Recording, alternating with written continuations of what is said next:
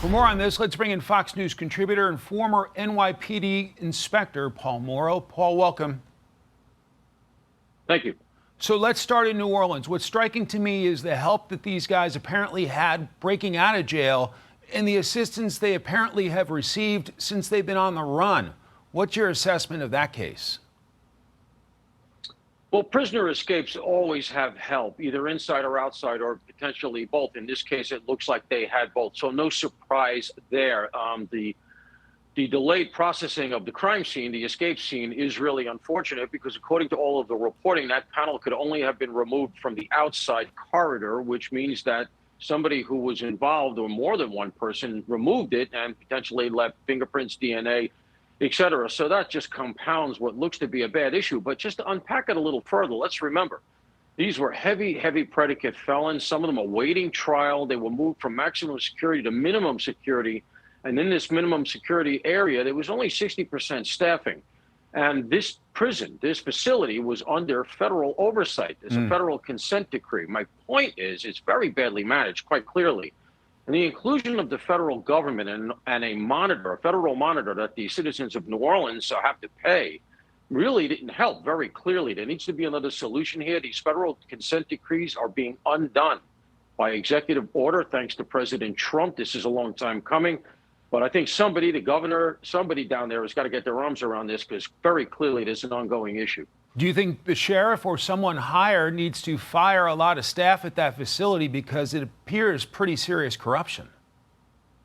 Absolutely. I mean, you really need a house cleaning here. And, think about it from the perspective of the police.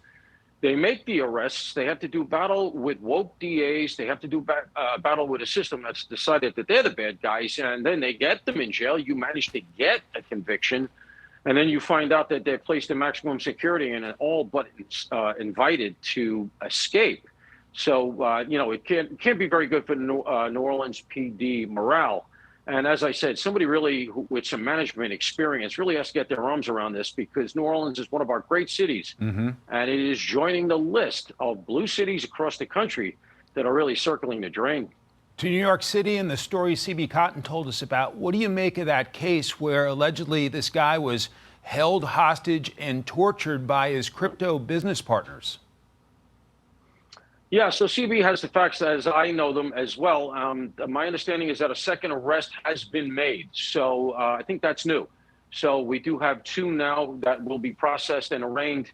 And I understand that there may be more to this in terms of a manhunt. There may be at least one other piece that's in the wind that they're looking for. My understanding as well is that this Italian crypto business person was lured here as opposed to being a tourist, on the promise of maybe some sort of a business deal. But they'll roll this whole thing up. NYPD Major Case is the unit that has it. That's the top of the food chain in investigatory-wise in policing, really. And they'll roll this whole thing up. These are not arch criminals. But the story as it stands right now does look to be accurate. There were Polaroids that they were apparently going to use to try to coerce family members of this Italian national. So the contours of it are becoming clear. They'll roll it all up, but very unfortunate. And again, not great publicity for one of our great blue cities, New York. To here in Washington, D.C., and the murder of that young couple that worked at the Israeli embassy, interim U.S. Attorney Jeanine Pirro suggests more charges are coming. Let's play her, and I'll get you to react. Well, first of all, let me say that we're going to continue, as I said, to investigate this as an act of terrorism and as a hate crime. And as we do so, we will bring additional charges whenever those charges are warranted and provable. And I suspect as we go forward, before we get to the grand jury itself, that there will be more charges added. Should this be considered a hate crime and terrorism, Paul? Absolutely. It totally qualifies from the facts that I know. We have to predicate this by saying he's innocent until proven guilty, despite the fact that the facts appear to be so compelling. And in fact, he's on camera doing what he did. But where the hate crime and the terrorism charges come in are as overlays to the actual act. He's already charged with the interstate murder. What this goes to is the animus that was present in his mind. A hate crime means his motives were because he targeted a protected class. Terrorism, he did it because he wanted to influence the opinion of the civilian population or the government. They all seem to be present here. Bad luck for this guy. that Jeanine Pirro is the new U.S. attorney there and has caught her first major case, because she's going to go all the way with this. So I suspect we will get those additional charges. But what I think we may also get, which I don't think we were getting over the last 4 years, is a more penetrative investigation. We're going to get, I think, a look at who he's been in contact with, what groups he's been associated with. Was any of this funded? Did anybody facilitate? These cases, there's always a lot more beneath the surface than you hear about. And in our current climate, the stuff going on the campuses, et cetera, the funding coming in from, in some instances, allegedly overseas, there's a lot to unpack here, and I have faith in our current administration to finally do that. If the suspect, Elias Rodriguez, is a lone wolf, how difficult is that for law enforcement to stop? Yeah, that's the problem, and you put your finger on it. It's a smart question, because this is prophylactic policing, and that's what's so difficult. Generally, the police are called after the fact. You show up, there was a robbery, you try to solve it. With this kind of thing, terrorism, hate crimes, planned lone wolves, as you're calling them, you're trying to get out ahead of this.